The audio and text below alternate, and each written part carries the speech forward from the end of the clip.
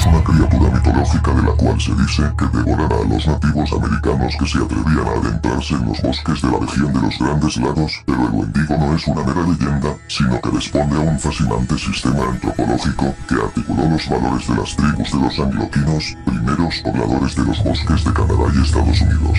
Durante milenios, la tradición oral mantuvo vivo al Wendigo y la cultura popular continúa alimentándolo. La palabra Wendigo, en inglés, Windigo, probablemente procede del término proto-algonquino Wintecoa, que significa búho. También puede escribirse como Índigo en idioma ojibwa, Witjigo en lengua algonquina y Utigo en idioma cree. Nadie ha visto nunca a un Wendigo. Dicen que solo sus víctimas saben cómo es, pero el mito lo describe como una criatura de aspecto humanoide, alta y huesuda. Posee largas extremidades, dedos finos y alargados como garras, un rostro terrorífico y dientes afilados. El Wendigo es tan alto como una persona, pero, según la leyenda, su estatura crece de manera proporcional al tamaño de las víctimas que va devorando. Sus ojos, lechosos, parecen salirse de sus órbitas. Los Wendigos conservan algunos remanentes de cabello en sus cabezas. En algunas versiones, poseen también cuernos de alce. Su piel es dura como una coraza, y solo el fuego puede hacerles retroceder. El Wendigo es una criatura nocturna. Cuentan que recurría a su voz para llamar a sus víctimas. Estas, extasiadas por su reclamo, se adentraban en el bosque y jamás regresaban. Otras versiones recogen cómo el Wendigo podía acudir hasta su víctima para darle la mano y la hacía correr a la par dando largas zancadas que quedaban dibujadas en la nieve. En algún momento del recorrido, las pisadas humanas se desdibujaban, incapaces de seguir su paso, momento en el que el Wendigo elevaba por los aires a su rehén para devorarlo. En cuanto a sus capacidades, sus uñas afiladas y dedos largos les permiten trepar por árboles y muros. Son rápidos, pero poseen una desventaja estratégica. Su visión se basa en el movimiento, con lo que, cuenta la leyenda, si te quedas completamente quieto, es posible que el Wendigo te ignore. Dice la leyenda si te adentras en los bosques helados y la desesperación te atrapa. Si tus compañeros desfallecen y tú, hambriento, osas probar de su carne para mantenerte con vida, invocarás al Wendigo y su espíritu te poseerá. La antigüedad del Wendigo es difícil de establecer. El Wendigo forma parte del sistema de creencias de la mitología algonquina, en concreto, las tribus de los Ojibwa y los Saúl-de-Aux, los Cree, los Naskapi y los Innu, cuya antigüedad se remonta unos 4000 años atrás en el tiempo. La leyenda del Wendigo es, en realidad, una de las manifestaciones más antiguas de un tabú propio de la mayor parte de las sociedades humanas y que estaba extendido ya entre las tribus angloquinas, el canibalismo. Estaba prohibido acudir a esta práctica, ni siquiera por desesperación. Este acto deshonroso, comer carne humana, era una manera de invocar al Wendigo y de que su espíritu te poseyera. Así, toda persona que practicara el canibalismo, incluso por extrema necesidad, corría el riesgo de mutar en una de estas terroríficas criaturas. Durante los duros inviernos de Norteamérica era habitual una temporada de hambruna y extrema necesidad. Para evitar recurrir al canibalismo, las tribus narraban la historia del Wendigo a modo de advertencia. En cambio, estaba mucho mejor visto el suicidio o incluso la inanición que tener que recurrir a la atrocidad de comer la carne de alguno de sus parientes. El Wendigo es, por tanto, un recurso para establecer un sistema de valores y convivencia entre la población de los angloquinos. Otros valores negativos que se asociaban con el Wendigo eran todo tipo de excesos, como la gula. El Wendigo es una criatura que nunca se sacia, dado que su tamaño aumenta proporcionalmente a lo que come. Por ello tiene un aspecto demacrado y siempre va en busca de más víctimas. El Wendigo es el símbolo de la desesperación del hambre, la crueldad y el ensañamiento provocados por la inanición. Con el paso del tiempo, el Wendigo se acabó convirtiendo en leyenda y, la leyenda, en cuento de terror. La psicosis por Wendigo, según las distintas versiones, recogen dos formas en el que Wendigo puede poseerte.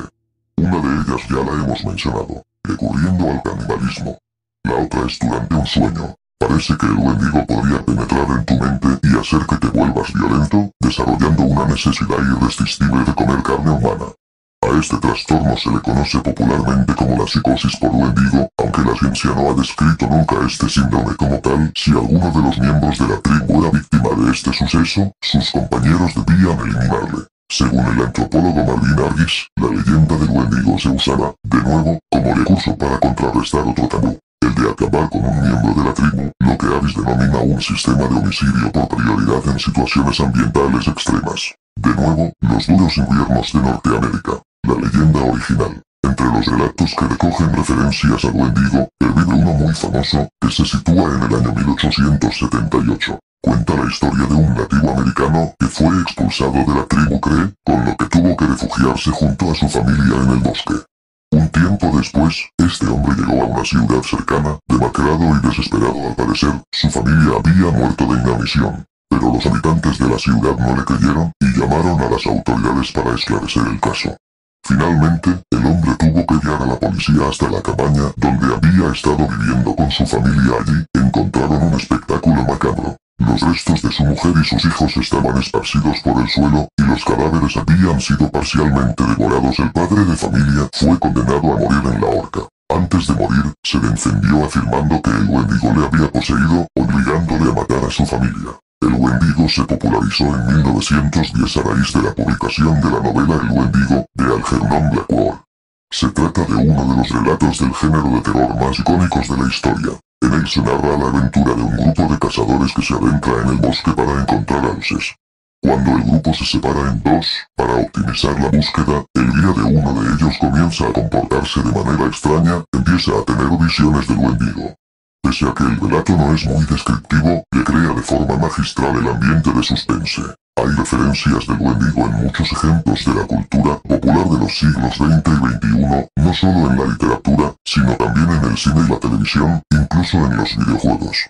Algunos ejemplos de novelas son Los mitos de Cthulhu, 1921-1935, de H.P. Lovecraft. Cementerio de animales, 1984, de Stephen King. El mago. Los secretos del inmortal Nicolas Flamel, 2007, de Michael Scotten. O Noche de Navidad del Wendigo, 2017, del español Javier Torras de Ugarte.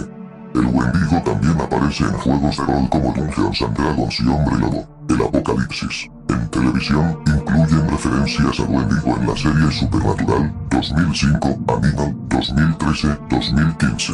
Y en la serie manga Matsukai no Yome, la novia del mago antiguo, de Kore Yamasaki, 2014. En cuanto al cine, el western El llanero solitario, 2013, también incluye una mención al Wendigo. Todos estos años, creí que eras Wendigo. Pero ahora, eres solo otro hombre blanco. En cuanto al mundo de los videojuegos, es imprescindible mencionar el título Until Dawn, de 2015, en el que el jugador maneja a un grupo de adolescentes que deben sobrevivir al Wendigo en una noche en el monte Blackwood, en referencia al autor de la novela de 1910. Sin duda el Wendigo es una de las criaturas más aterrador de las creencias de las tribus o mitología norteamericana. Yo soy JP y esto es Exploreador, tu mundo de terror.